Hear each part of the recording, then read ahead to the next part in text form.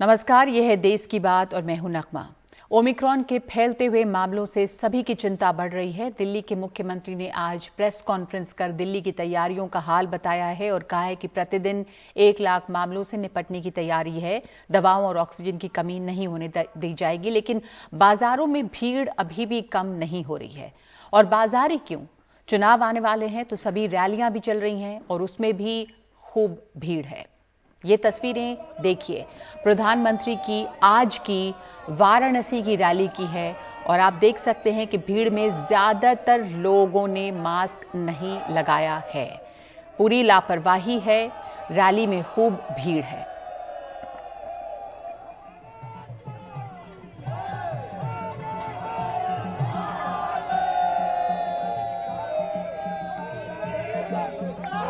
यह है प्रधानमंत्री की रैली आज वाराणसी में, जहां पर बढ़ते ओमिक्रॉन की खबरें हर तरफ से आ रही हैं। बावजूद इसके इस तरह की भीड़ और बिना मास्क के लोग वहां पर भरे हुए थे।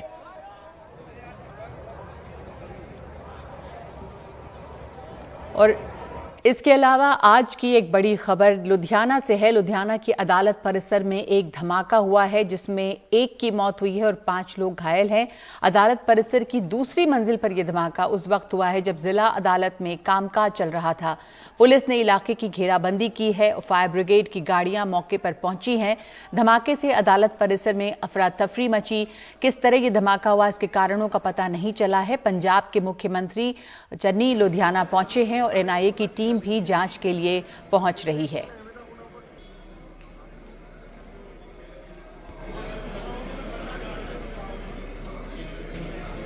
कॉमन बाथरूम है, नाल रिकॉर्ड रूम है जो पब्लिक वास्ते है। उत्थे ब्लास्ट टाइप आवाज़ आई सानू, असीं सारा सीन जिहड़ा इहनूं सिक्योर कर लिया और सारी वेरीफिकेशन कर रहे हैं। ਇਹਦੇ 'ਚ यही पता लग्या कि एक बंदा जिहड़ा उत्थे जिहदी डैथ हुई है और 2 बंदे इंजर्ड है, जो प्रिलिमिनरी सानू पता लग्या। बाकी असीं सारा वेरीफाई कर रहे हैं, सारिਆਂ ਨੂੰ ਅਸੀਂ हॉस्पिटल भेजता ते यार ओके। जो जॉइंट CP साहब ने आप ही भेजे है सारे, तो ਇਹਦੀ ਅਸੀਂ बॉम्ब ਜਿਹੜਾ स्क्वाड है वो आ रहे हैं डिस्पोजल, ਤੇ फोरेंसिक टीम भी ਅਸੀਂ बुलाई है चंडीगढ़। पंजाब के मुख्यमंत्री चरणजीत सिंह चन्नी धमाके की खबर मिलते ही लुधियाना पहुंचे हैं और हालात का जायजा लिया है। अस्पताल जाकर धमाके में घायल लोगों से भी उन्होंने मुलाकात की है और इसके बाद चरणजीत सिंह चन्नी ने कहा कि चुनाव नजदीक आते ही देश विरोधी ताकतें गड़बड़ी फैलाने की कोशिश कर रही हैं और कहा कि इस धमाके के पीछे कौन है, इसकी जांच की जा रही है। सानू लगता है कि आने वाली चोणां नूं देख के अराजकता फैलाउण दी पंजाब दे विच कोशिश है। इस दे पिछे किहड़ियां एजेंसियां या कोई जिहड़ा गैंग है या क्या है, उहदे बारे तहकीकात चल रही है। बड़ी छेती असीं किसी नतीजे ते पहुंच जावांगे, पर यह माड़ी घटना हुई है। मैं एक गल बिल्कुल क्लीयर कर देना चाहुंदा कि पंजाब दे विच किसी तरह भी अमन व्यवस्था जिहड़ी है वो भंग नहीं होण दित्ती जाएगी। सरकार हर टाइम इस गल विच लगी हुई है। साडी पुलिस जिसने बहुत बड़े बड़े काम किए हैं, वो सक्षम है हर कुछ करन दे। इस वक्त मेरे साथ जुड़ रहे हैं मेरे सहयोगी मोहम्मद गजाली। ये बड़ी घटना है और उसको मुख्यमंत्री चरणजीत सिंह चन्नी ने चुनाव से जोड़ा है और कहा है कि चुनाव नजदीक हैं, इसलिए इस तरह की गतिविधियां हो रही हैं, जांच पड़ताल चल रही है। गजाली, इस बीच वहां पर जो हुआ उसमें एक शख्स मारा गया, कुछ लोग घायल हैं और इस वक्त की वहां पर की स्थिति क्या है, क्या और जानकारी मिल पाई है इस हादसे के बारे में, इस बम धमाके के बारे में? जी, पहले मैं आपको विजुअल्स के थ्रू दिखाना चाहूंगा कि ये मामला हुआ कहाँ है। ये आप देखें, इस बैरिकेड के आगे ये जो तार दिख रहा है, इसके आगे आपको पुलिसकर्मी दिख रहे हैं, पुलिस के आला अधिकारी हैं और जहां पर वो जमावड़ा आपको दिख रहा है लोगों का, वही बिल्डिंग है जिसके 2nd फ्लोर पर ब्लास्ट हुआ है। और इस वक्त जो है यहाँ पर सुरक्षा के पुख्ते इंतजाम किए गए हैं, क्योंकि वैसे ही कोर्ट प्रेमिसेस में ये ब्लास्ट हुआ है और हर 2 मिनट पर 5 मिनट पर पंजाब पुलिस के, लुधियाना पुलिस के आला अधिकारी यहाँ पर आ रहे हैं। करीब 12:30 बजे के करीब ये घटना बताई जा रही है जब यहाँ पर 2nd फ्लोर पे ब्लास्ट हुआ। वॉशरूम के पास ये ब्लास्ट हुआ था। विस्फोट की तीव्रता इतनी तेज थी कि आसपास की दीवार को भी तोड़ गया और नीचे पार्किंग में, हालांकि ये मामला सेकंड फ्लोर पे हुआ है, लेकिन यहाँ पर जो पार्किंग है इसमें जो गाड़ियां थी उसके भी शीशे टूट गए हैं। फिलहाल एनआईए भी इस मामले की जांच के लिए एनआईए को भी बुलाया गया है, या एनआईए खुद आई है जांच करने के लिए। और ये कोई पहली बार नहीं हुआ है, ये भी समझने की बात होगी कि पंजाब में पिछले बार जब विधानसभा का चुनाव हुआ था 2017 में, तो 4 फरवरी को वोटिंग थी और उससे 3 दिन पहले 1 फरवरी को भटिंडा के मोड़ में कांग्रेस के एक नेता की रैली के पास भी ऐसा ही एक ब्लास्ट हुआ था जिसमें बच्चों की मौत हुई थी, 4 से 5 बच्चों की मौत हुई थी। हालांकि उस ब्लास्ट की इंक्वायरी अभी तक चल रही है। फिलहाल इस मामले में मुख्यमंत्री और दीगर नेता जो दूसरे अलग अलग पार्टियों के नेता हैं, उन्होंने इस बात को साफ साफ कहा है कि किसी ऐसे ताकत की कोशिश है कि पंजाब के माहौल को खराब किया जाए, चाहे वो बीजेपी के हों, आम आदमी पार्टी के हों, अकाली दल के हों, कांग्रेस के हों, खुद कैप्टन अमरिंदर जो अपनी अलग पार्टी बना चुके हैं। सारी ही राजनीतिक पार्टियों ने एक तरफ यही अंदेशा जाहिर किया है कि बाहरी ताकतों का हाथ हो सकता है जो पंजाब के अमन और भाईचारे को डिस्टर्ब करने की कोशिश कर रहे हैं। इसके अलावा केंद्र सरकार की तरफ से जो है कई बार इंटेल अलर्ट्स दी गई हैं। इसी साल नवंबर के महीने में हमने खुद ये बात रिपोर्ट की है कि कैसे वहां पर पठानकोट जिले में आर्मी के एक बेस कैंप पे एक शख्स ने ग्रेनेड फेंका था, उसकी भी इंक्वायरी चल रही है। उसी के कुछ दिन बाद गुरदासपुर पुलिस ने एक शख्स को पकड़ा था जिससे 1 किलो आरडीएक्स बरामद किया था। और इस तरह से लगातार हर हफ्ते, चाहे पंजाब पुलिस हो या बीएसएफ हो, बॉर्डर के इलाकों में ड्रग्स और आर्म्स एंड एम्यूनिशन या हथियार हमेशा वहां पर पकड़ती रही है। और कहीं ना कहीं हर बार ड्रोन की एक्टिविटी और इन एक्टिविटीज को देखते हुए जो अलर्ट्स दिए गए थे पंजाब को, वो इसी तरफ अंदेशा दिखा रहे थे कि कहीं ना कहीं पंजाब में इस तरह की गड़बड़ी हो सकती है। पिछले कुछ दिनों में जिस तरह से बेअदबी की घटनाएं हुई और साथी के साथ जो उस आरोपी पे जिस पे आरोप लगे थे उसकी पीट कर हत्या कर दी जाती है, और अब ये ब्लास्ट, तो कहीं ना कहीं एजेंसीज चाहे केंद्र की हों या पंजाब पुलिस की हों, वो सारी इसी चीज की तफ्तीश कर रही हैं कि क्या ये एक बड़ा षड्यंत्र है चुनाव से पहले पंजाब के माहौल को बिगाड़ने का। जी जी, शुक्रिया आपका गजाली। इसी बात की तरफ इशारा कर रहे थे मुख्यमंत्री भी कि क्या ये एक बड़ा षड्यंत्र है चुनाव को डिस्टर्ब करने के लिए, राज्य को डिस्टर्ब करने के लिए चुनाव के पहले, और सुरक्षा पे भी सवाल उठेंगे क्योंकि अदालत परिसर में ये धमाका हुआ है।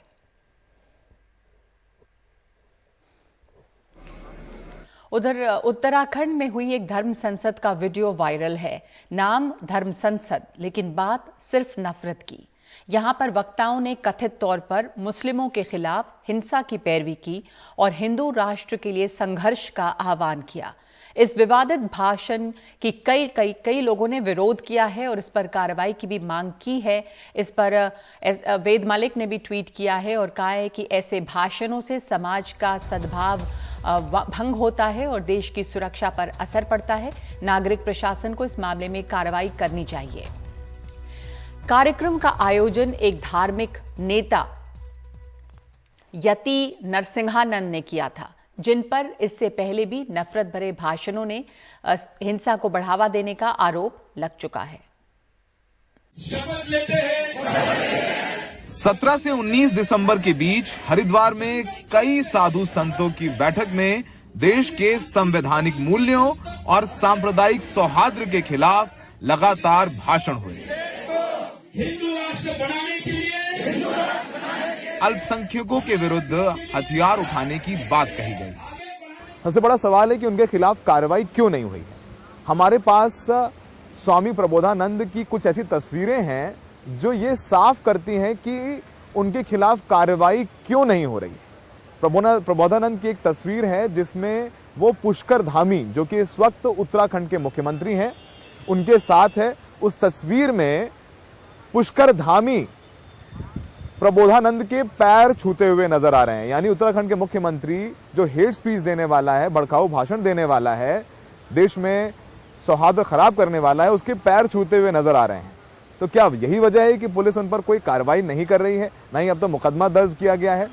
इसकी एक बानगी स्वामी प्रबोधानंद गिरी के भाषण का ये हिस्सा है। अब ये बात इतने अंतर है, या तो खुद मरने को तैयार रहो या मारने को तैयार रहो, दूसरा कोई विकल्प नहीं है। ये बिल्कुल विकल्प नहीं है। इसीलिए आपको म्यांमार की तरह यहाँ की पुलिस को, यहाँ के नेताओं को, यहाँ की फौज को, यहाँ के हर हिंदू को अस्त्र उठा करके इस सफाई अभियान को करना पड़ेगा। इसके अलावा कोई दूसरा विकल्प नहीं है। नफरत से भरे इन भाषणों की निंदा कई लोगों ने की। इनमें से कई पूर्व रक्षा प्रमुख शामिल हैं। यहां तक कि एक दौर में टेनिस स्टार मार्टिना नवरातिलोवा ने भी ट्विटर पर इसको लेकर चिंता जताई है। लेकिन 4 दिन बाद भी इस मामले में पुलिस ने कोई कार्रवाई नहीं की है। डराने वाली बात यह है कि इन भाषणों पर इन लोगों को पछतावा तक नहीं है। उल्टे अब वो संविधान के मूल्यों पर ही सवाल खड़े कर रहे हैं। जरा ये तस्वीरें देखिए। ये तस्वीरें हैं दासना देवी मंदिर की, जहां पर यति नरसिम्हानंद रहता है, जिसने ये धर्म संसद ऑर्गेनाइज कराई थी। इसके खिलाफ कार्रवाई करने की बजाय इसको उत्तर प्रदेश पुलिस की सुरक्षा मिली हुई है। ये आदमी पहले प्रधानमंत्री मोदी से लेकर के केंद्र की मंत्री स्मृति ईरानी के खिलाफ भी भद्दी टिप्पणी कर चुका है। देखिए, पुलिस इस पे नजर बनाए हुए है और इस पे लगातार हम लोग इनके बहुत ही ढंग से इस पे नजर बनाए हुए हैं और जो भी आवश्यक कार्रवाई होगी उसको करेंगे। आपको पता है सर, इस देश में कानून का राज है और आप ये सब भाषण बयान देते हैं, उससे यहाँ पर शांति व्यवस्था भंग हो सकती है।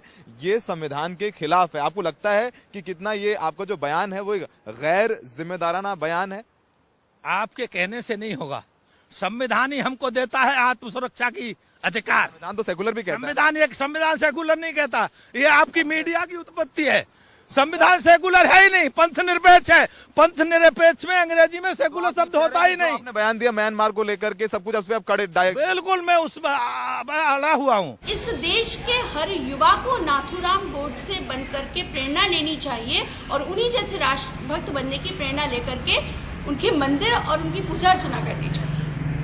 आपको पुलिस से डर नहीं लगता? हम भगवाधारी हैं।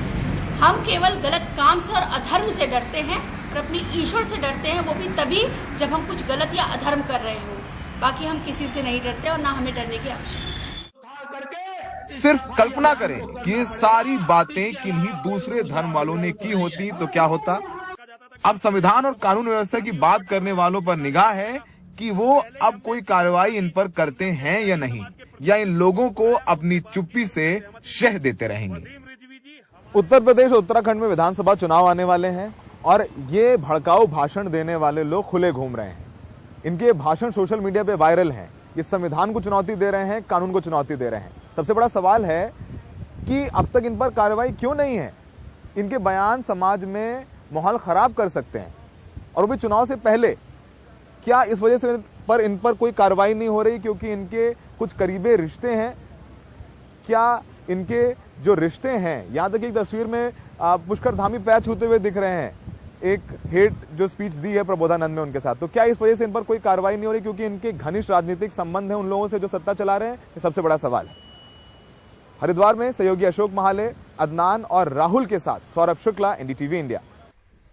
तो आपने इन लोगों की बातें सुनी, आपने ये भाषण सुने। अब आप खुद फैसला करें कि ये धर्म संसद है या फिर नफरत फैलाने की सभा। वक्त है एक ब्रेक का। ब्रेक के बाद मुंबई के एक अस्पताल में बच्चों की मौत का जिम्मेदार कौन?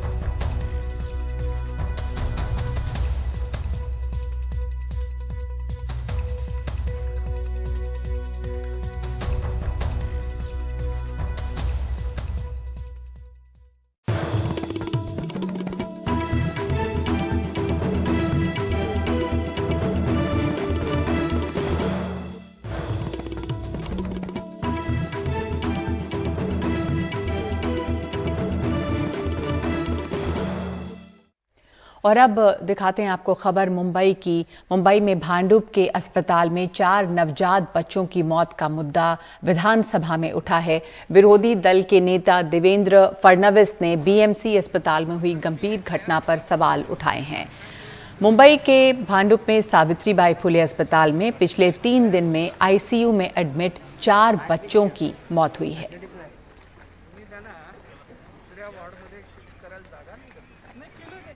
हमारे साथ जुड़ रहे हैं इस वक्त मेरे सहयोगी सुनील सिंह। सुनील, बहुत ही दर्दनाक है ये रिपोर्ट, और ये जो है वो भांडुप के सावित्रीबाई फुले अस्पताल का मामला है। सवाल ये भी उठ रहे हैं कि यहाँ पर किस तरह के इंतजाम हैं और इस अस्पताल के हालात क्या हैं। अब बीएमसी के तहत अगर आता है तो बीएमसी के बारे में ये जानकारी है कि उसके पास धन की कमी नहीं है, फंड्स हैं काफी, वो सबसे धनी महानगर पालिकाओं में है। तो क्या इसके ऊपर जानकारी मिली, अस्पताल के हालात कैसे हैं और इन नवजात बच्चों की जो मौत हुई है इसकी किस तरह के इन्फेक्शन की वजह सामने आई है?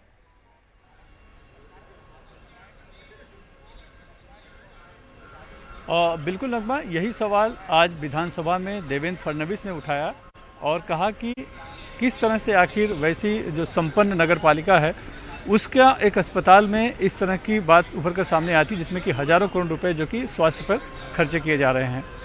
उसी देर के बाद जो अर्बन डेवलपमेंट मिनिस्टर हैं एकनाथ शिंदे, उन्होंने इस पूरे मामले की जांच की बात ही कही और साथ में जो भी दोषी है उसके सस्पेंड करने की, निलंबन की बात कही। तो जो जानकारी आई है कि जो एमएस हैं मेडिकल ऑफिसर वहाँ के, उनको निलंबित कर दिया गया है। अभी तक जो जानकारी मिल रही है कि उस अस्पताल में जो एनआईसीयू में जो बच्चे हैं उसमें सब दाखिल किए गए थे, उनमें एक सेप्टिक शॉक इन्फेक्शन की बात उभर कर आ रही है और उसी वजह से सभी की मौत हुई है।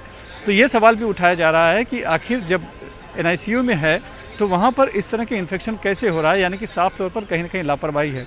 स्थानीय जो नगर सेविका हैं बीजेपी की, उन्होंने इस मामले को उठाया। उनका कहना है कि उसके पहले भी लिखित तौर पर शिकायत दे चुकी है कि वहाँ पर जो पूरी जो व्यवस्था होनी चाहिए वो ठीक नहीं है और कभी भी आगे चलकर इस तरह के मामले उभर कर आ सकते हैं। तो एक मामला हम देख रहे हैं कि सामने आ चुका है। अब जानकारी ये मिल रही है कि जो एनआईसीयू का जो डिपार्टमेंट है वो बीएमसी का भले ये अस्पताल है, लेकिन उनको न देकर एक निजी वैद्यकीय संस्था को दिया गया था और वो उस पूरे मामले की देखभाल कर रही थी। तो जो ठेका दिया गया है, जो कॉन्ट्रैक्ट दिया है, कहीं ना कहीं वहाँ पे भी लापरवाही हुई है, ये एक सवाल भी उठा है। तो अब यही मांग की जा रही है कि जो भी इसमें दोषी है उसके मामले की उनको जांच करके उनको सजा देनी चाहिए और साथ ही इस तरह की लापरवाही आगे न हो, इसका भी विशेष तौर पर ख्याल रखा जाना चाहिए।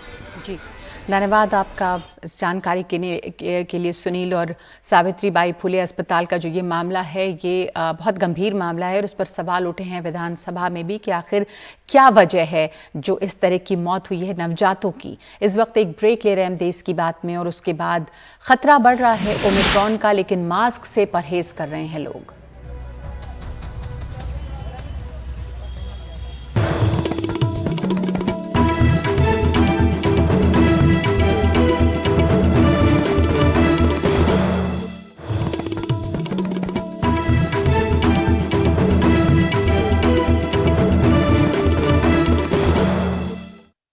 क्रिसमस और नए साल से पहले मुंबई महाराष्ट्र में कोरोना वायरस के फैलाव में तेजी दिख रही है। मुंबई सर्कल और पुणे सर्कल हॉटस्पॉट बने हुए हैं। पूरे राज्य में करीब 1 करोड़ लोगों ने समय पर अपनी दूसरी डोज नहीं ली है। क्रिसमस और नए साल से पहले मुंबई शहर एक बार फिर कोविड के साए में है। मुंबईकरों की हिम्मत तो बंधी है, लेकिन जिनके घर ही ऐसे त्योहारों से चलते हों वो आखिर क्या करें।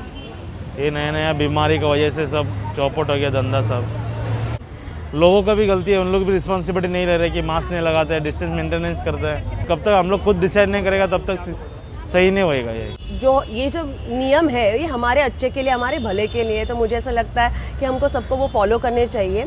जो गाइडलाइंस गवर्नमेंट ने दी है, न्यू गाइडलाइंस जो दी है, उनको भी हमको फॉलो करना चाहिए।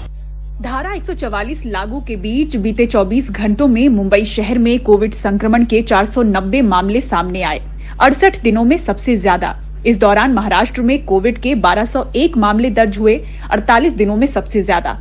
आसपास के इलाकों को मिलाकर पूरे मुंबई सर्कल से 687 मामले सामने आए और पुणे सर्कल से 306 मामले, यानी 24 घंटों में महाराष्ट्र के 83% मामले सिर्फ मुंबई और पुणे सर्कल से रिपोर्ट हुए हैं। राज्य में फिलहाल 6501 एक्टिव कोविड मरीज हैं। 59% मरीज अस्पताल में इलाज करवा रहे हैं तो 41% होम क्वारंटीन में।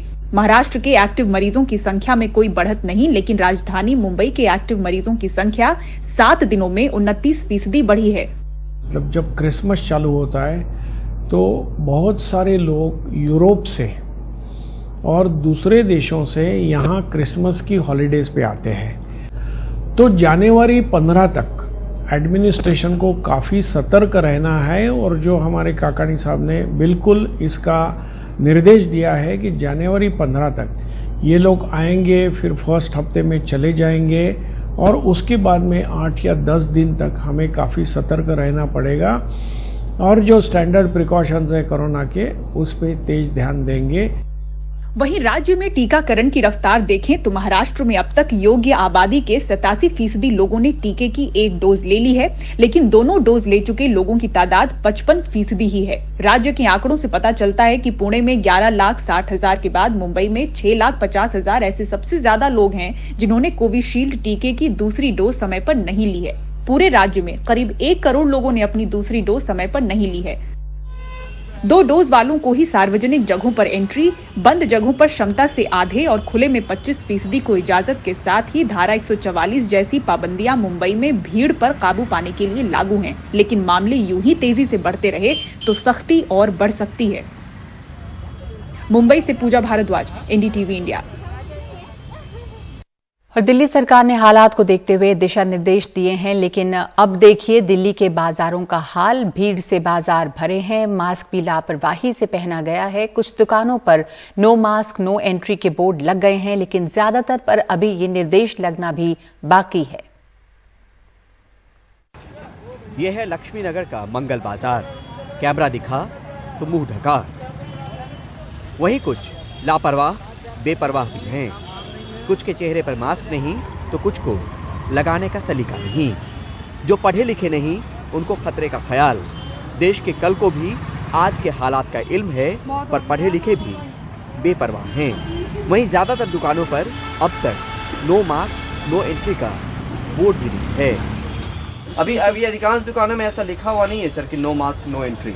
कब तक हम माने कि लक्ष्मी नगर में ये हो जाएगा लागू आप लोगों के ट्रेड एसोसिएशन की तरफ से? तो हम इसको जल्दी से जल्दी फॉलो करेंगे और सारे दुकानदार को हिदायत दे देंगे कि नो मास्क नो एंट्री का एक अपना बाहर बैनर लगा दीजिए, बोर्ड लगा दीजिए। लेकिन ज़्यादातर दुकानों में शीशे नहीं है तो उसको लगाना तो या तो हमें साइड में पड़ेगा या दुकानदार को कहना पड़ेगा कि वो आने वाले कस्टमर को पहले अग्रह कर दे कि मास्क के बिना एंट्री नहीं। देश के सबसे बड़े कपड़ा बाजारों में से एक गांधीनगर में भी लापरवाही बरतते थे। मास्क हर चेहरे पर होना चाहिए, लेकिन इसको मानने वालों की तादाद अब भी कम ही है।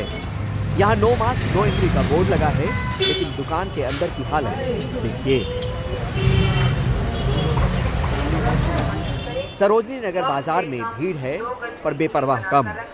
यहाँ कारोबारी ही हाथ सैनिटाइज करवा रहे हैं और बुखार है कि नहीं मापा जा रहा है। कोरोना कहीं गया नहीं, पर अब जब आदेश आया तो कुछ नहीं, नो मास्क नो एंट्री का बोर्ड बाहर लगाया है। हमने देखा है कि बिना मास्क प्रवेश वर्जित है। ये कब लगाया बाहर में आपने? तो बाहर में कल लगाया, अंदर तो पहले से लगा हुआ है क्योंकि पहला दूसरा तीसरा लहर आया, सब लोग सचेत हैं। वहीं confederation of all India traders association ने दिल्ली सहित देश के 40,000 ट्रेडर्स से भी दुकान में कोरोना के हिसाब से कायदे कानून अमल में लाने को कहा है। Confederation of all India traders ने आज दिल्ली सहित देश भर के 40,000 से ज्यादा व्यापारिक संगठनों को एक सलाह जारी करते हुए ये आग्रह किया है कि सभी व्यापारी न केवल अपने प्रतिष्ठानों में कोविड प्रोटोकॉल का पूरी तरीके से पालन करें, वहीं यदि प्रशासन कोई कदम उठाता है बाजारों में भीड़ कम करने का, तो प्रशासन का भी सहयोग किया जाए। सख्ती जरूरी है, सरकार अपना काम कर रही है, पर सतर्क रहने की जिम्मेदारी हमारी भी है, क्योंकि समझ और समझदारी से ही रुकेगी ये महामारी। नई दिल्ली से परिमल कुमार, एनडीटीवी इंडिया। और एक ब्रेक के बाद ओबीसी आरक्षण को लेकर क्या बीच का रास्ता निकाला शिवराज सिंह ने।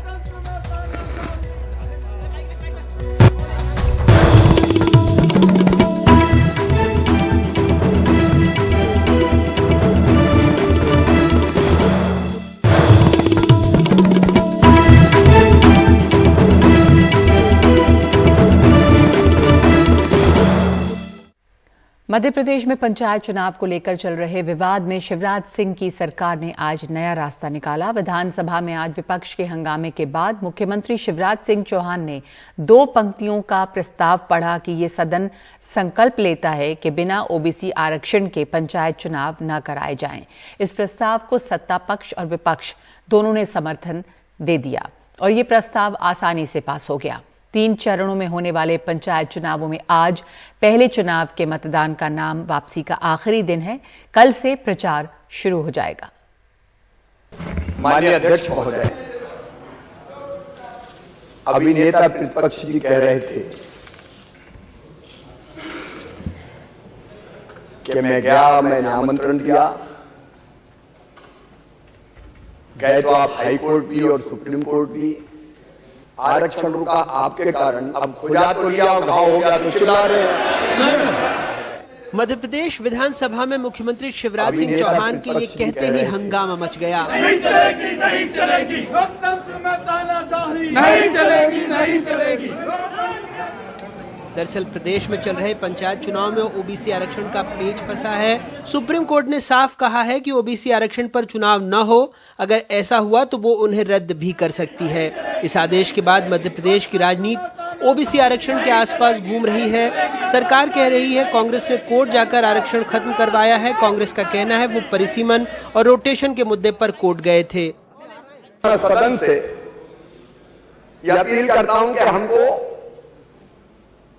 हर संभव जो प्रयत्न करना पड़े, हम कानून वैधानिक जो पक्ष है उसको लेकर सुप्रीम कोर्ट में गए हुए, हम माननीय सर्वोच्च न्यायालय में अपने पक्ष को पूरी ताकत के साथ रखेंगे। इसके साथ ही ओबीसी को